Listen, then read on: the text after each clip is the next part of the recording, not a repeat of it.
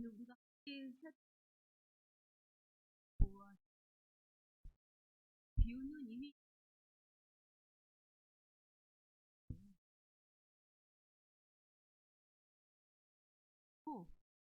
이 비유를 통해서 예수님께서 우리에게 말씀하고자 하시는 게 무엇인지 살펴보도록 하겠습니다. 이 감추인 보화와 진주 비유는 흔히 쌍둥이 비유라고 할 만큼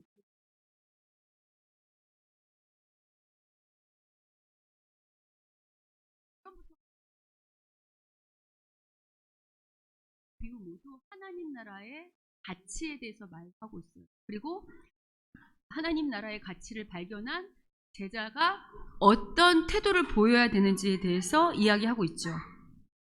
자, 먼저 여러분 밭에 감추인 보화비부터 좀 살펴보면 하나님 나라는 어떤 사람이 밭에 감추인 보화를 발견한 뒤에 자기 소유를 다 팔아서 사는 것하고 같다고 말하고 있어요.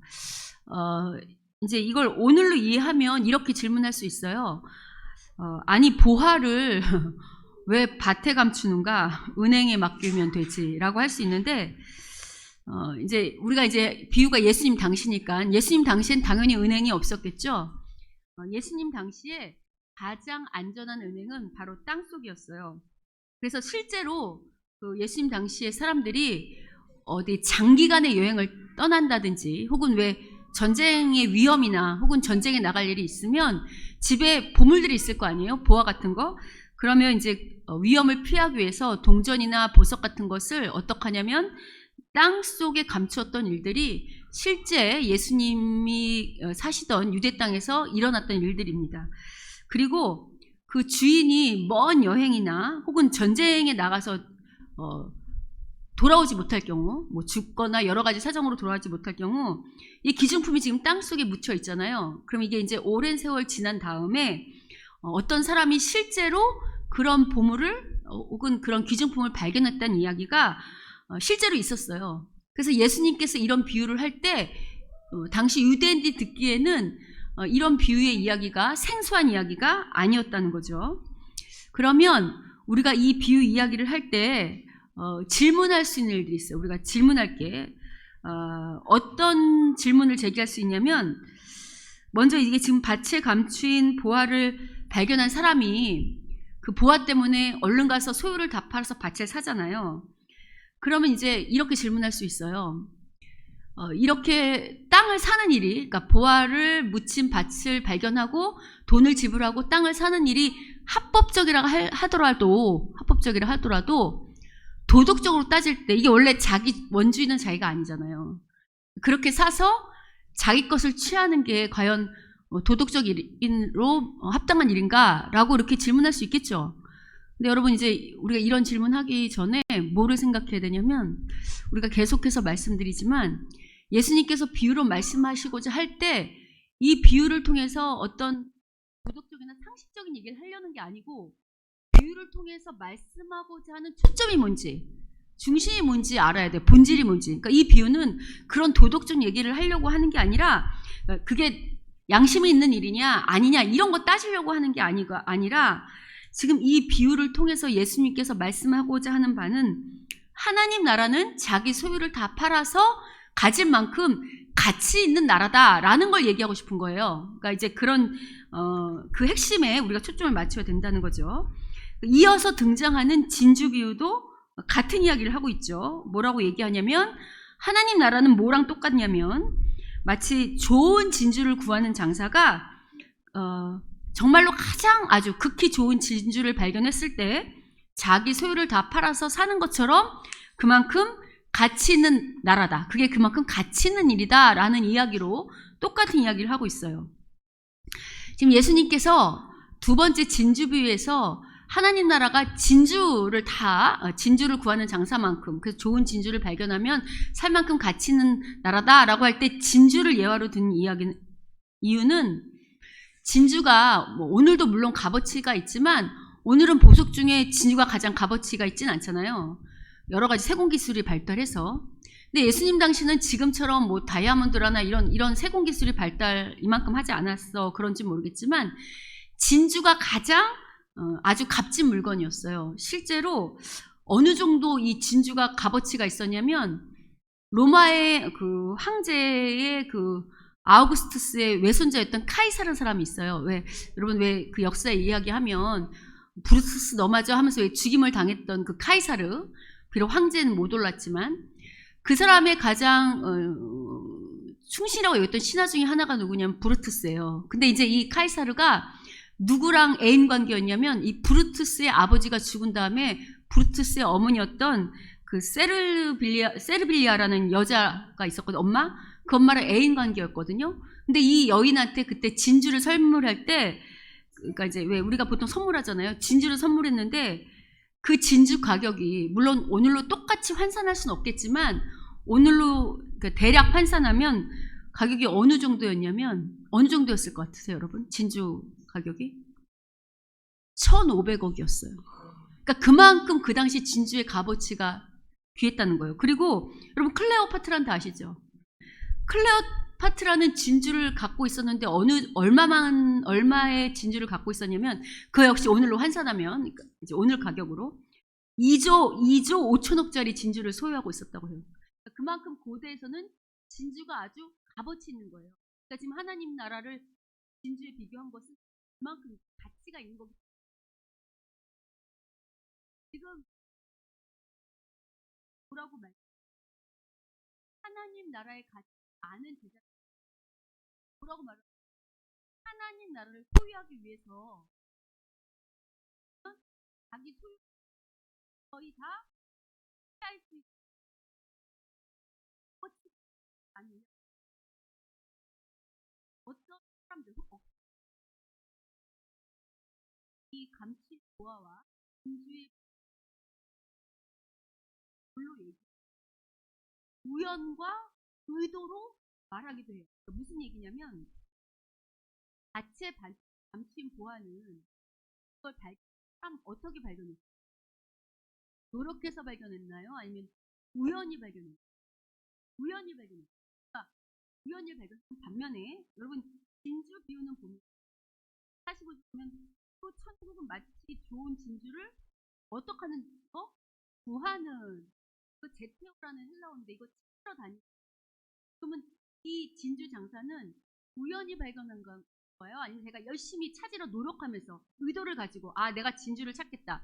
좋은 진주를 찾겠다는 의도를 가지고 열심히 찾으러 다니면서 발견한 건가요? 네. 그래서 이제 어떤 학자들은 이걸 이렇게 두 가지를 이야기하면서 하나님 나라는 우연히 발견할 수도 있지만 열심히 찾으러 다니면서 발견해야 된다. 이렇게 이야기하는 사람들도 있어요. 이걸 이렇게 차이를 두면서. 그럴싸하죠. 근데 여러분 이 비유에서 말하고자 하는 핵심은 우연히 발견했냐, 노력해서 열심히 찾았냐를 말하려는 게 아니에요. 물론 그렇게 이야기할 수 있겠지만 실제로 여러분 어떤 사람은 하나님 나라가 뭔지 모르는데 정말 주님의 은혜로 우연히 하나님 나라를 만나게 된 사람들 또 발견해 된 사람들이 있죠. 또 반대로 예수님 당시에도 오실 그이가 당신입니까? 하면서 하나님 나라를 기대하며 찾았던 사람들도 있어요. 물론 이제 그런 차이가 있을 수 있지만 오늘 두 비유는 그 차이를 갖고 말하려는 게 아니고요. 하나님 나라를 우연히 발견했던 아니면 열심히 노력해서 찾았든지 중요한 건 뭐냐면 그렇게 하나님 나라를 발견했을 때 그 발견한 사람의 태도가 어떠냐, 반응이 어떠해야 되는데 메시지의 중심이 있다는 거예요. 이해하시겠죠? 열심히 노력해서 찾았냐 아니면 우연히 찾았냐가 중요한 게 아니고 하나님 나라를 발견했을 때 그 발견한 사람의 반응이 어떠냐에 핵심 메시지가 있다고요. 또 오늘 비유가 뭘 말하냐면 열심히 발견한데 공통점이 뭐죠? 진주비랑 감추인 보아 비유가 뭐냐면 하나님 나라를 발견했을 때에 두 사람의 반응이 다 뭐죠? 자기 소유를 다 팔았다는 데 있어요. 그러니까 이 비유가 우리에게 말하고 싶은 거는 정말 너희들이 하나님 나라를 발견한 참된 주님의 제자라고 한다면 어떤 태도를 보인다는 거예요?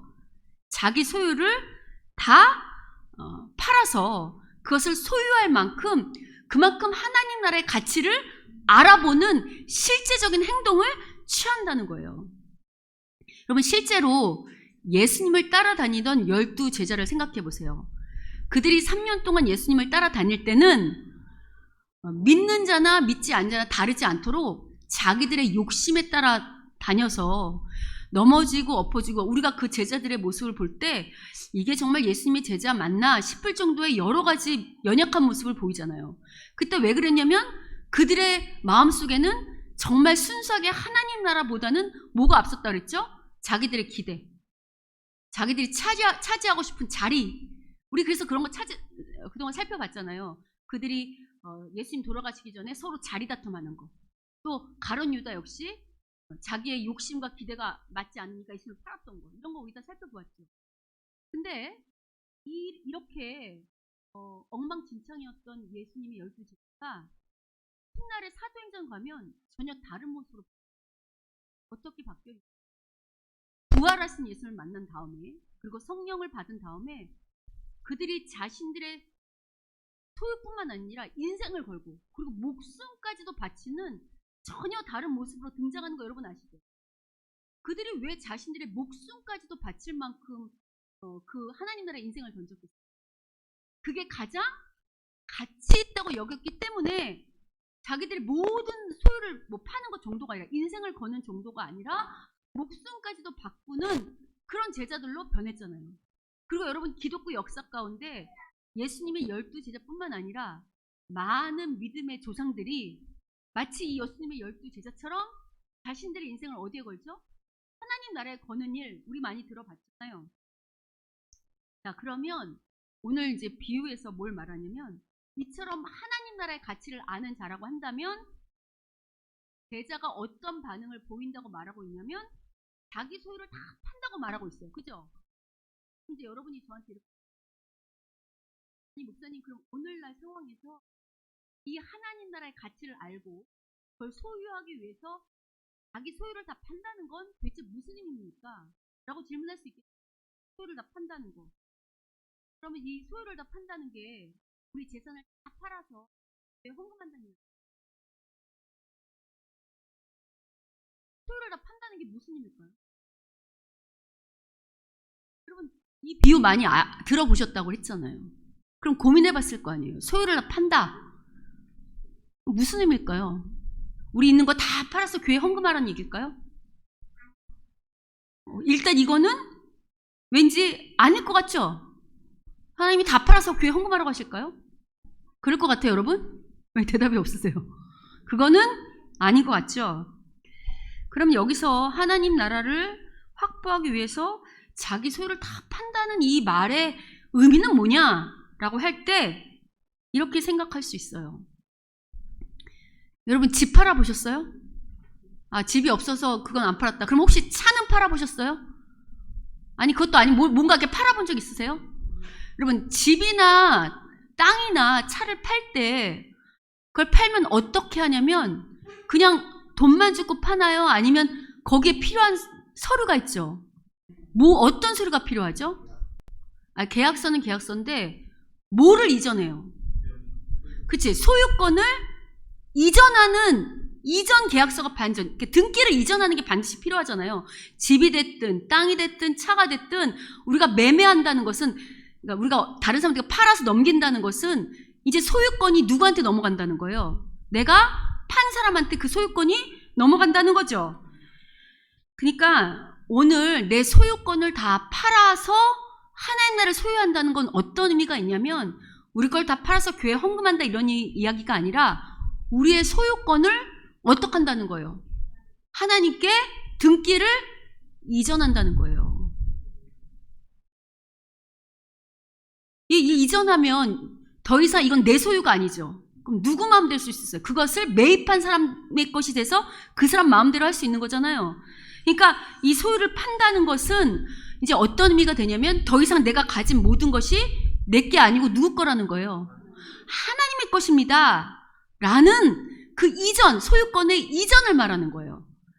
자, 그러면 여러분이 이렇게 질문할 수 있어요. 아니, 목사님, 우리가 하나님 나라를 소유한다고 할 때 꼭 내가 하나님 잘 믿고 그 제자로 살면 되지 내가 갖고 있는 모든 소유권을 꼭 하나님께 이전할 필요가 있겠습니까? 라고 질문할 수 있겠죠. 아니, 내가 좀 누리고 살고 또 하나님 말씀대로 살면 되지 왜 소유권을 이전하겠습니까? 라고 질문할 때 이 이유는요, 바로 하나님 나라의 속성하고 연관돼 있어요. 여러분, 제가 여러분한테 이렇게 계속 여쭤봤어요. 여러분, 이 땅에 이미 하나님 나라가 시작되었나요? 하나님 나라가 시작됐다고 했죠. 그럼 하나님 나라가 여러분 눈에 보인다고 했나요? 근데 여러분, 어떻게 하나님 나라가 임했다고 말할 수 있다고 그랬죠? 뭘로 말한다 그랬죠? 통치권으로 말한다 그랬어요. 통치권.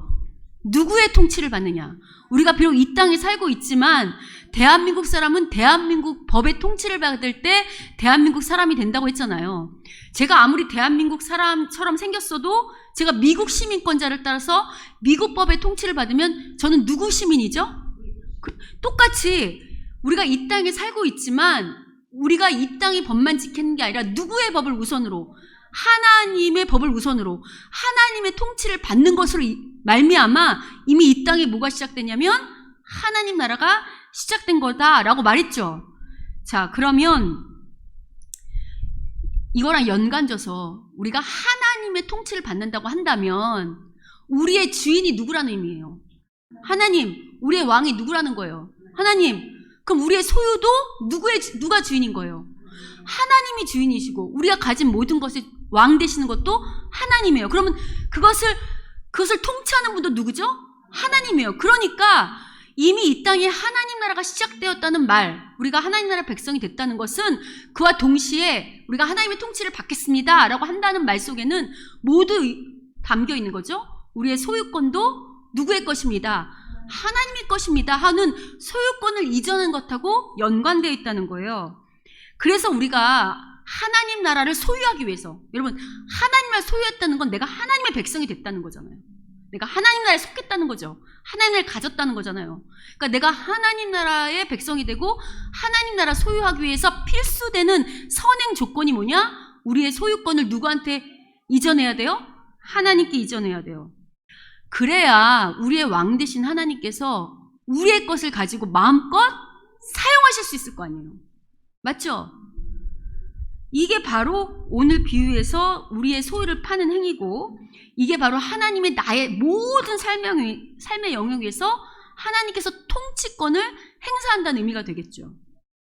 여러분, 만약에 우리가 입술로는 하나님이 나의 왕이라고 말하지만 여전히 내가 내 소유권을 인정하면서 하나님께서 오늘 이 컵 좀 쓰자라고 말하는데, 아니요, 하나님 오늘 이 컵은 내가 써서 안 됩니다 라고 부분적으로 내 소유를 인정한다면 이게 우리가 전적으로 하나님을 왕으로 인정하는 건가요? 아닌가요? 아니죠. 그러니까 전적인 이전이 돼야만 하나님을 왕으로 모실 수 있는 거예요. 그게 통치권을 시행하실 수 있는 거고요. 그래서 우리가 이렇게 소유권을 이전해야 한다고 할 때, 그러면 이제 우리가 또 이렇게 질문할 수 있어요. 그러면 우리가 여기서 팔아야 할 가진 모든 것에는, 여기 모든 걸 팔았다 그랬잖아요. 모든 거를, 소유를. 그럼 여기 모든 소유를 팔았다고 할 때 이 모든 것에는 무엇이 해당되는가라고 질문할 수 있겠죠. 우리가 보통 여기서 보면 물질을 판 것 같으니까 그냥 우리가 집, 땅, 차량 혹은 뭐 저축과 같은 물질만 생각할 수 있는데, 우리가 소유권을 이전한다고 할 때는 이런 물질만을 말하는 게 아니고 가족이나 친척이나 친구 같은 인간관계도 다 포함되겠죠. 이것만 포함되는 게 아니라 내가 다니는 직장, 나의 재능, 내 취미생활, 그 다음에 나의 사고, 나의 감정, 나의 시간, 나의 건강, 그러니까 모든 삶을 영위하는 모든 영역이 다 누구 것이라고 소유권을 이전해야 돼요? 하나님의 것이라고 이전하는 걸 말하는 거예요. 근데 여러분, 이런 목록보다 정말 중요한 목록이 하나 있어요. 그게 뭐냐면 바로 우리의 생명이죠. 여러분, 생명은 오늘날 사람들이 그러잖아요. 돈만 있으면 다 된다. 물질 만능주의잖아요. 근데 여러분, 생명은 돈으로 살 수 있어요, 없어요? 없어요. 돈으로 할 수 없는 게 생명이에요. 이것만 봐도 물질보다 가장 가치 있는 게 생명인데, 여러분, 그런데 이 생명을 주관하실 수 있는 분이 있어요. 그게 누구죠? 하나님이에요. 그래서 실은 여러분, 우리의 목숨도 이게 내 것 같지만 내가 주장할 수 있을까요, 없을까요? 만약 오늘 하나님이 우리를 데려가신다고 하면 이 땅에 우리 살 수 없어요. 그러니까 실제로 이 생명의 주관자는 바로 하나님이세요. 그래서 예수님께서 뭐라고 말씀하시냐면 이렇게 말씀하시는 거예요. 마태복음 16장 24절 25절을 같이 한번 읽어보도록 하겠습니다. 마태복음 16장 24절 25절 읽겠습니다. 시작. 이에 예수께서 제자들에게 이르시되 누구든지 나를 따라오려거든 자기를 부인하고 자기 십자가를 지고 나를 따를 것이니라. 누구든지 제 목숨을 구원하고자 하면 잃을 것이요 누구든지 나를 위하여 제 목숨을 잃으면 찾으리라. 예수님이 자기를 따라온다는 거는, 예수님을 따른다는 것은 결국은 우리가 하나님 나라를 갖는 백성이 되겠다는 거잖아요. 우리가 하나님 나라를 발견했고 예수님 때문에, 그리고 하나님 나라에 속한 자들이 되겠다. 결론은 하나님 나라를 소유하고 싶은 사람들인 거잖아요. 그러려면 어떻게 해야 된대요? 자기를 어떻게 해야 된대요?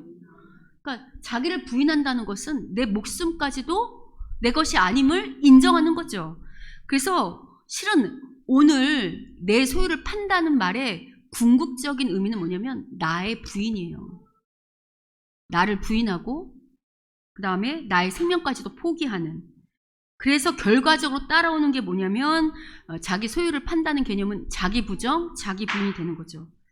근데 여러분, 우리가 실은 내 소유권을 포기하느냐 안 하느냐, 이게 소유권이 내 거다 하나님 거다 뭐 이런 얘기를 하기 전에 세상 사람들도, 믿지 않는 세상 사람들도 하나님을 몰라서 이건 다 내 거야 라고 하나님의 소유를 인정하든 인정하지 아니하든 엄밀히 따지면 이 세상 모든 건 다 누구 거죠? 실은 여러분, 하나님께서 만드셨어요. 우리가 오늘 여기 이 자리에 있는 것도, 그리고 이 삶을 영위하는 것도 하나님이 우리 사람을 창조하지 않으셨으면, 그리고 우리를 이 땅에 태어나게 하지 않으셨으면 여기서 하나도 누릴 수 있는 것들이 없어요. 예수님께서 이런 말씀 하셨잖아요. 너희가 떡으로만 살 것이 아니라 하나님의 말씀으로 산다고 할 때 그게 말씀만 필요하다는 거라고 그랬어요? 아니면 떡도 필요하다고 그랬어요? 그런데 여러분, 떡도 필요한 건 맞지만 여러분 창조를 잘 생각해 보세요. 창조를.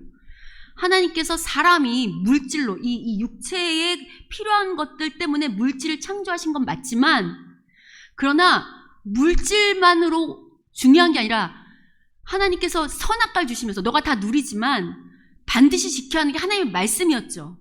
그러면 우선순위가 육체적인 물질에 있다는 거예요? 아니면 하나님의 말씀, 하나님께 있다는 거예요? 하나님의 말씀을 어기면 누릴 수 있던, 아담한테 줬던 이 세상의 모든 물질은 다 죽어서 없어지는 거예요. 그러니까 필요하지만 이 필요한 것들을 누리기 위해서 우선돼야 되는 게 뭐냐면 누구를 왕으로 인정하는 거예요? 하나님의 하나님 되심, 하나님의 주인 되심, 하나님의 통치권을 인정할 때만 우리가 이 땅에서 누리는 것들을 마음껏 누릴 수 있다고 말하는 게 창조의 이야기라고. 그러니까 지금 이 비유는 그거랑 맞닿아 있어요. 우리가 이미 하도 타락한 세상에 살아서 이게 마치 다 내 것인 양 살면서 마치 하나님께 기꺼이 이 소유권을 이전해 드리는 것처럼 착각하지만 엄밀히 따지면 우리가 누리는 모든 것들이 다 누구 거예요? 원래는? 하나님 거예요. 근데 그걸 타락했기 때문에 하나님께서 우리를 다시 깨우쳐 주는 거예요. 그게 원래 내 거였으니 이전하면 그것에 내가 가장 좋은 곳을 너희들을 다시 누릴 수 있도록 통치하겠다라고 말하는 게 하나님 나라잖아요. 그리고 그것을 발견한 게 이 제자들이죠. 그래서 여러분, 실은 우리가 이제 예수님을 오래 믿다 보면 아까 제가 앞서 말한 것처럼 여러분이 다 인정하시잖아요. 이게 원래 다 주인이 하나님 것입니다 라는 일들이 생겨나죠. 근데 이제 문제는 뭐냐면 이게 문제죠. 여러분 다 하나님을 주인으로 모시십니까? 대답이 없네. 여러분 다 하나님이 여러분의 왕이심을 인정하십니까? 하나님이 우리의 주인임을 인정하십니까? 그래서 우리가 이제 이 얘기 많이 들었잖아요. 하나님 우리의 왕이다. 그래서 우리가 헌금하는 것도 우리의 어떤 것들을 떼어서 드리는 게 아니라 모든 것이 하나님이 주인이신 고백에, 최소의 고백이 10의 1이다. 이런 얘기 많이 했잖아요. 여러분 다 동의하시죠?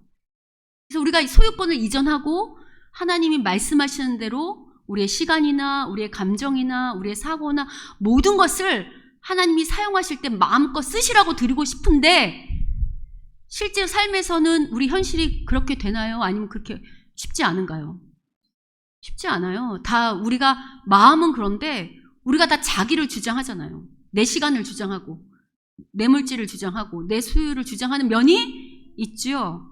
이게 왜 이런가? 우리 지난번에 알곡과 가라지 비유 기억하세요? 그때 우리가 사는 이 세상에는 아직 그 가라지가 있는 것처럼, 그 원수마귀가 아직 있는 것처럼 죄가 허용된 세상이고 악한 마귀가 계속 활동하는 세상이라고 그랬어요.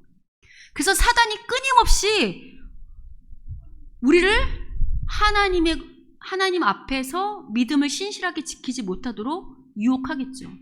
여러분, 사단이 우리보다 결코 뒤지지 않잖아요. 천사에서 떨어진 존재인데 얼마나 교묘하겠어요.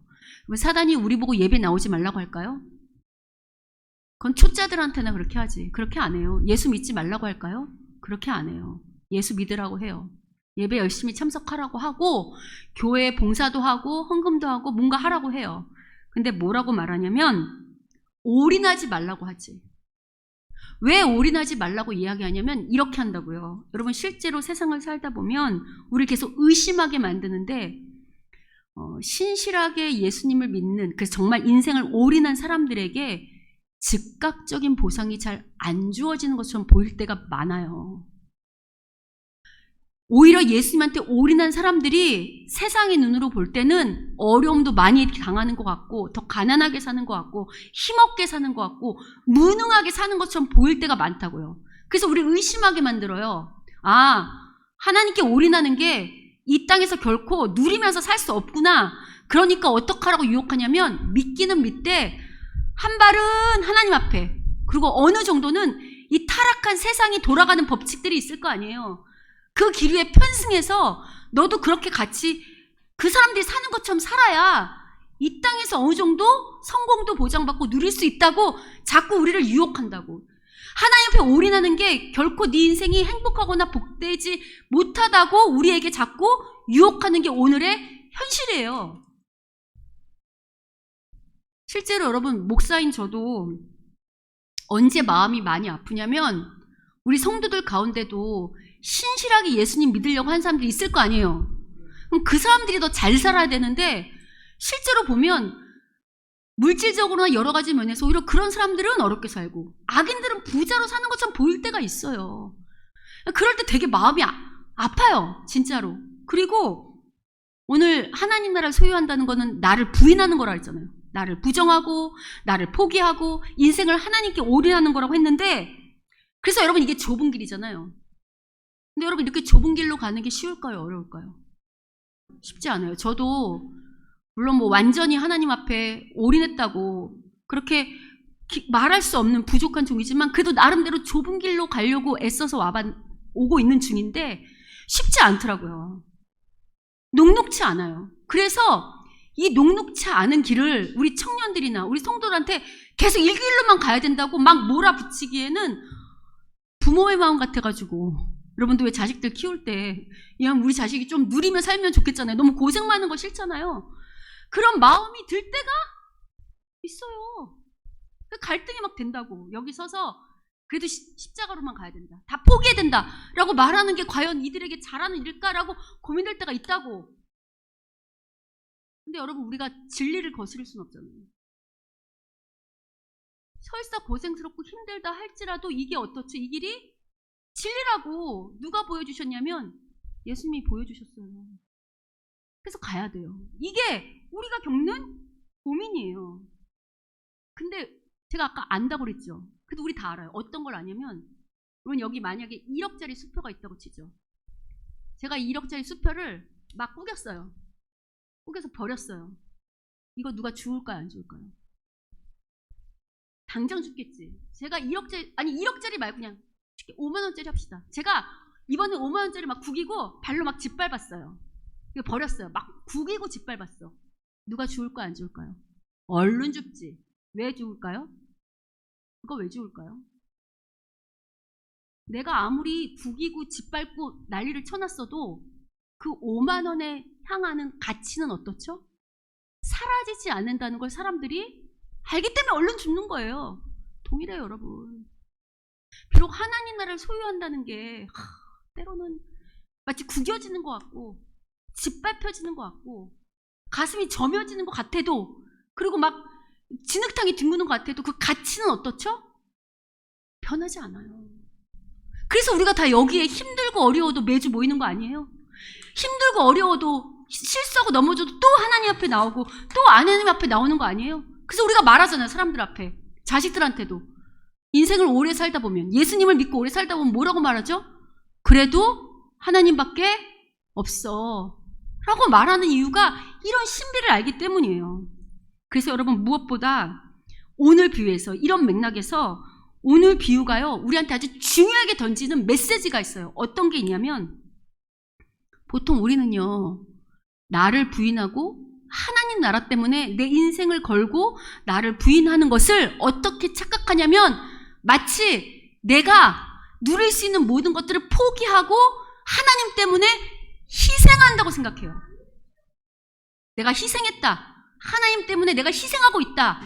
예를 들어서 하나님 나라 헌신할 때도 내가 내 시간을 희생하고 내 물질을 희생하고 무엇을 희생했다고 생각하는데, 오늘 비유는요, 하나님 나라를 위해서 자기를 부인하고 소유를 포기하는, 그것을 하나님께 이전하는 이 행위가 희생이 아니라고 말하고 있어요. 여러분, 오늘 비유를 잘 보세요. 감추어진 밭의 그 보화의 비유를 보면 농부가 자기 소유를 팔죠. 보화를 발견하고. 근데 여기서 되게 희생하거나 생색내지 않고요, 발견하고 숨겨두고 어떻게 하면서 돌아가서 팔죠? 오늘 비유 보세요. 44절을 보세요. 같이, 천국은 마치 밭에 감추인 보화 같으니 사람들이 이를 발견하고 숨겨두고 어떻게 하고 팔아요? 여러분, 왜 기뻐해요? 이 농부 왜 기뻐할까요? 지금 내가 발견한 보화가, 이 발견한 보화가 내가 갖고 있는 이 소유물보다 어떻다는 거야? 더 가치 있다는 걸 아니까 웃음이 절로 나는 거야. 기뻐하면서 팔잖아요.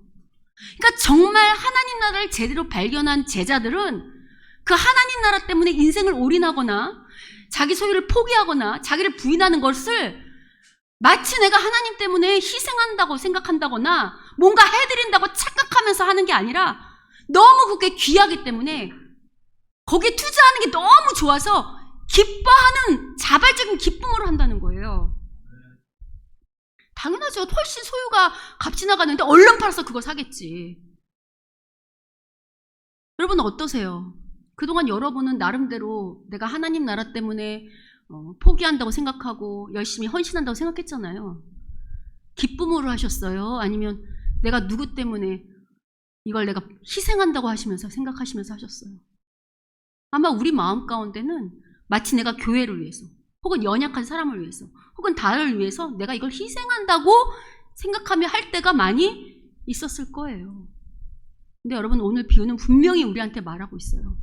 하나님 나라의 가치를 제대로 발견한 제자라고 한다면 그에 맞는 합당한 반응은 뭐냐면 기뻐함으로 자발적으로 포기라는 거예요. 물론 여러분, 이게 세상적인 상식으로는 이해할 수 없죠.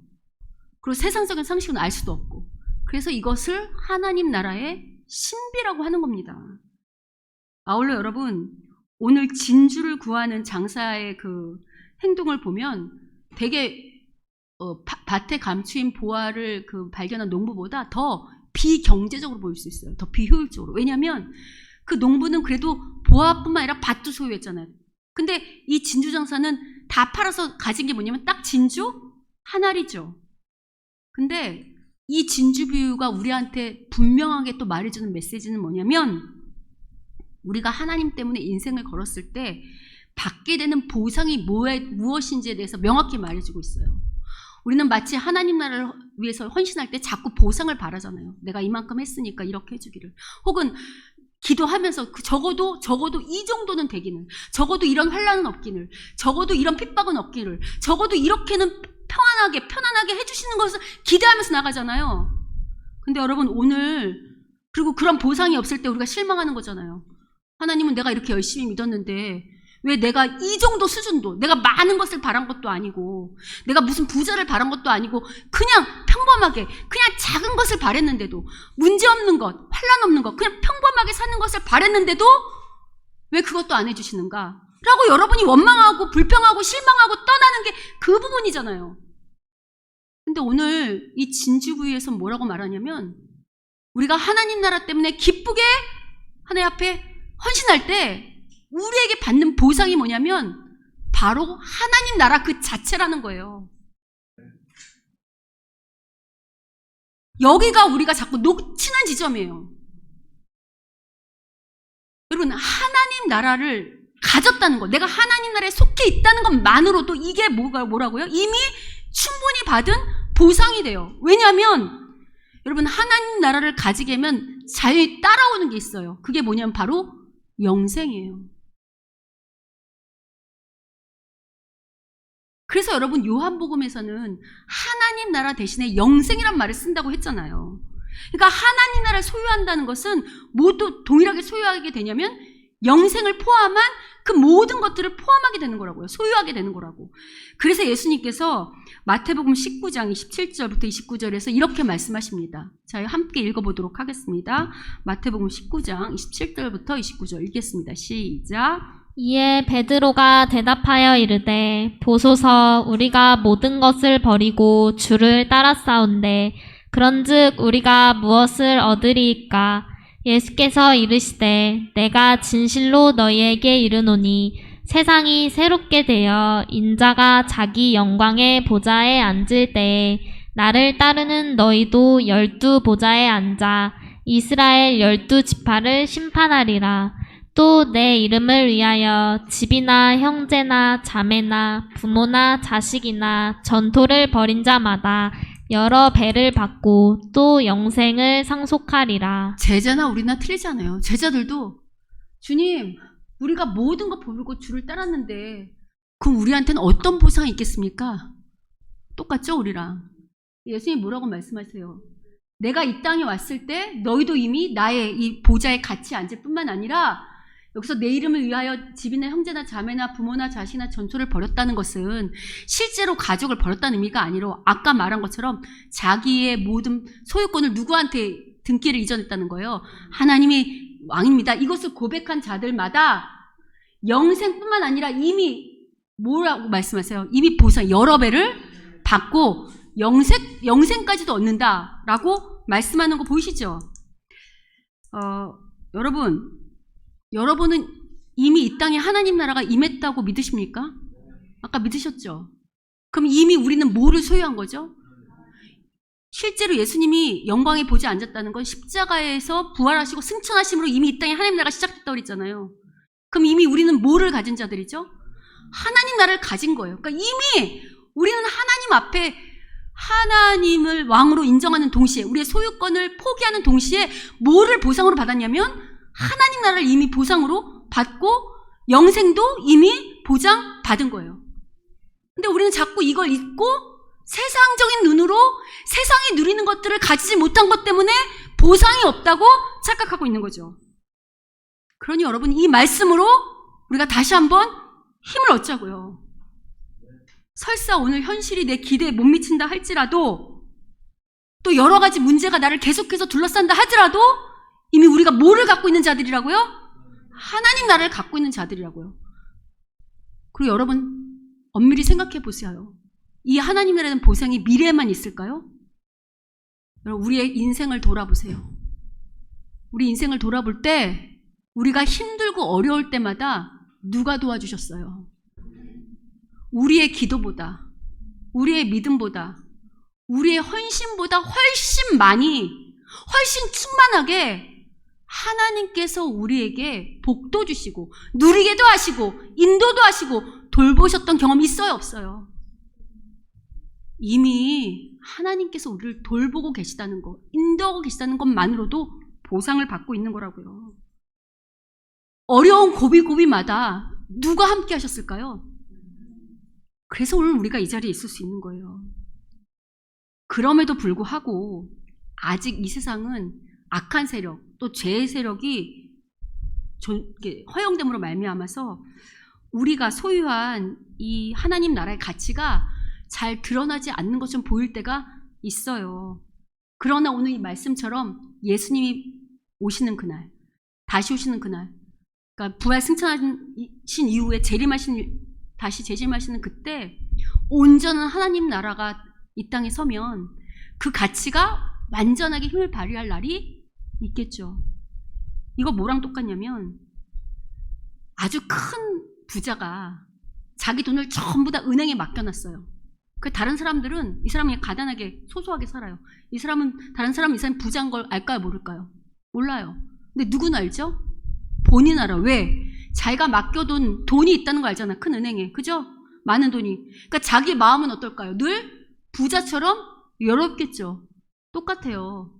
아직 온전한 하나님 나라가 이 땅에 임하지 않아서 그렇지 우리의 그 하나님 나라는 이미 이 땅에 임했고 그 나라가 올 가치는 변하지 않아요. 그걸 알고 믿는 자라면, 맡겨둔 것처럼 믿는 자라면 오늘 우리의 마음이 어떨까요? 부요하게 될 것이고 평안이 넘치는 자들이 될 것이겠죠. 그러니 여러분, 그리고 아까 말했잖아요. 예수님이 반드시 다시 오시면 온전한 하나님 나라가 얼마나 위대한지, 그 가치가 얼마나 대단한지를 증명하신 날이 반드시 올 거예요. 그때 온전하게 하나님 앞에 헌신했던 제자와 그렇지 못한 자들이 어떻게 슬피 울며 이를 가는지를 보게 될 줄 믿습니다. 아멘이죠. 그러니 여러분, 이미 우리가 보상으로 받은 이 하나님 나라의 가치가 얼마나 귀한지를 알게 해달라고 기도하는 우리가 됐으면 좋겠습니다.